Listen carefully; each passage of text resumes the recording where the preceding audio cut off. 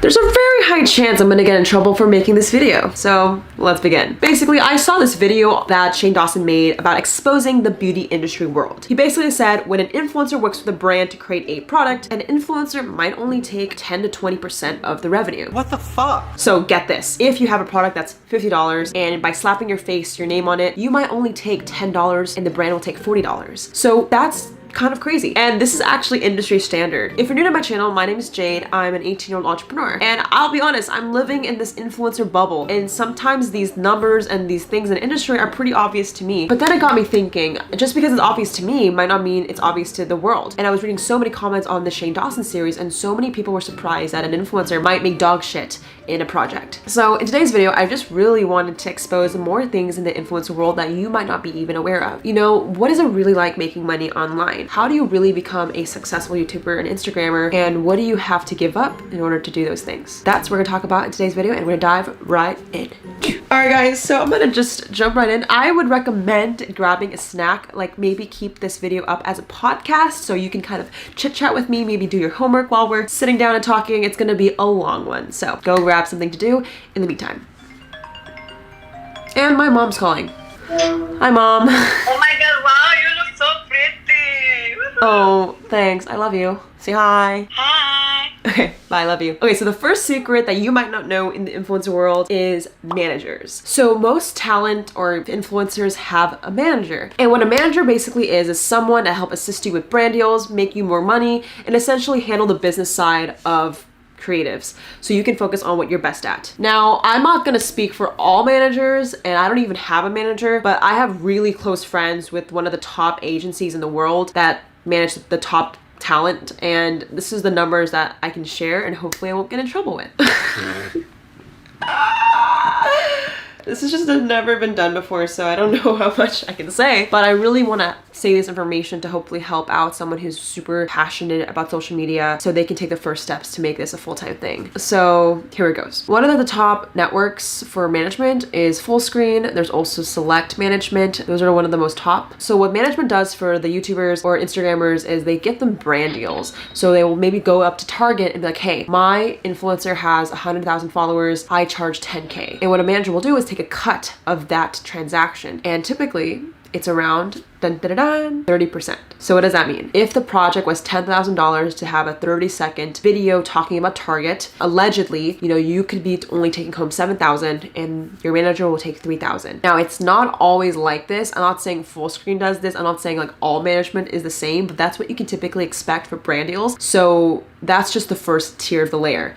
And we're not even done yet. A lot of the times, if you're doing merch, managers also have to pay the fulfillment company. So say you're selling merch. In addition to getting 20 to 30% cut from your manager, you also have to give 40% to the manufacturer. So I'm not gonna name names, but let's just say there's a ton of YouTubers with amazing products. They're selling tons of them, but they're probably only taking home 25%. By the end of all the cuts, you could be making not as much money, of course. Which is why when I was watching the Shane Dawson video, it really wasn't for me that accurate because, I mean, let's just be honest, like, I don't know, typically the reason why companies will give slimmer and slimmer, you know, cuts to the influencer is because the influencers are too big of a risk for them to take on. Just think about it, like these influencers, when you're creating merch or a product or brand deals, the influencer's not really investing money up front. You know, they're just taking a cut or a percentage of the project. And we would ask you to put up no money.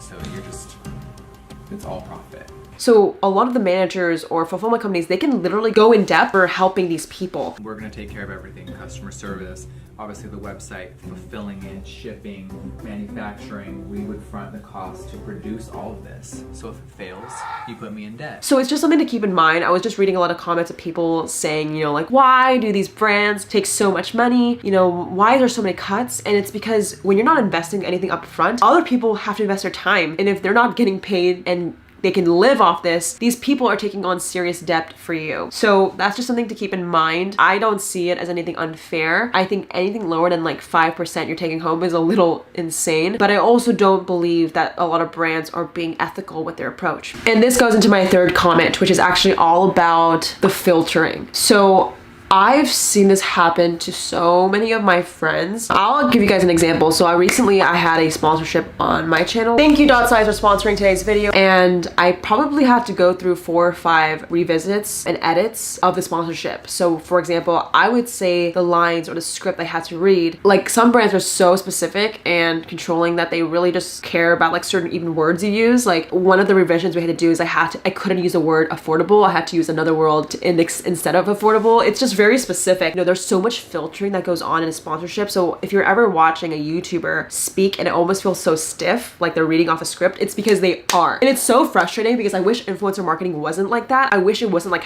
#ad. I wish it was more of like a genuine recommendation, like your friend recommending a product versus like reading a script. But due to just legal issues and the brand's integrity, like they're going to be very controlling on the influencer. And I don't think it should be that way. So yeah, that's just the reality of brand deals. And I have literally, actually, I don't know if I'll actually put up a script right here of what brands might send to an influencer to say. There's like certain bullet points you have to hit. There's like a time mark. You have to hit like a 30-second, you know, duration. It's pretty intense. So that's something to keep in mind when you're watching your favorite creator make a sponsorship. They're typically like under a lot of pressure to make sure to say the right things, which leads me to number 4. The 4th secret that I feel like not a lot of people realize is that most people online are not themselves. Okay, I get it. You're like Captain Obvious. I get it. Most people are, you know, portraying a personality online, but I actually genuinely mean it, guys. Like so many people and even I have issues truly being authentic online. And it's not about the filtering from the brand deals. It's not about that. I think there's so many, part of being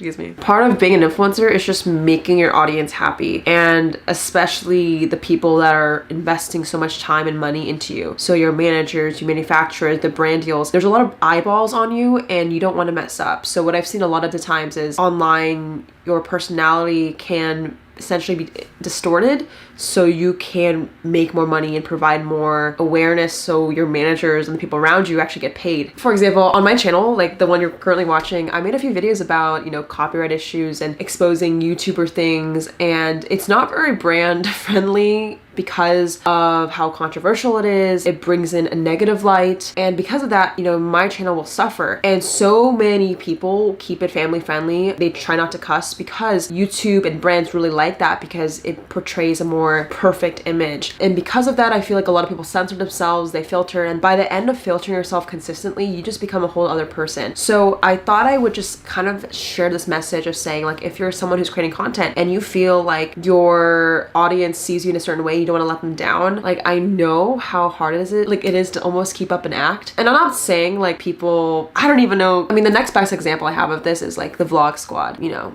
David Dobrik and all his audiences obviously love the humor he brings, but you have to understand that YouTube is very formulaic. David probably understands the algorithm it takes to, you know, grow an audience. So I guess what I'm saying is when you see someone online, it's typically the formulaic perfect version of them so they can get more attention, so their team or their managers actually can get paid. And it's the reality, you know, more awareness, more eyes, more people that are happy means more brand deals, and that means the people that have been supporting you, like managers or manufacturers, can keep going. And it's why I believe that more and more YouTubers and influencers want to be more independent and less controlled. So it's just this really, you know, chicken or the egg situation on, you know, what's right for you. If you're someone who's a beginning creator and you're confused if you should get a manager or just fully do business yourself, it's definitely something to think about, and you can't decide in one day. But I thought I would bring some light to this topic where if you do decide to go the route of having people on your team without upfront payment, just realize that you will be controlled and you will have to do things that you might not want to in order to keep your business alive. So I think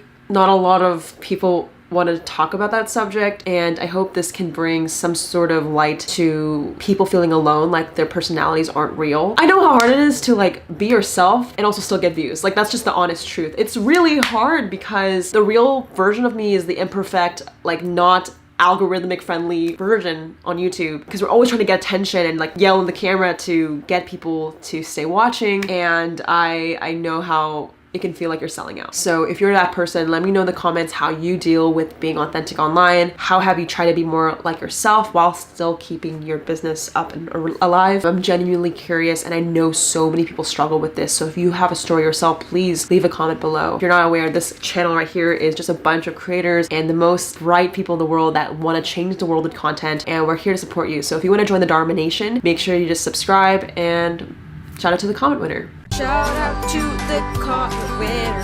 Comment on this post to be featured in the next episode.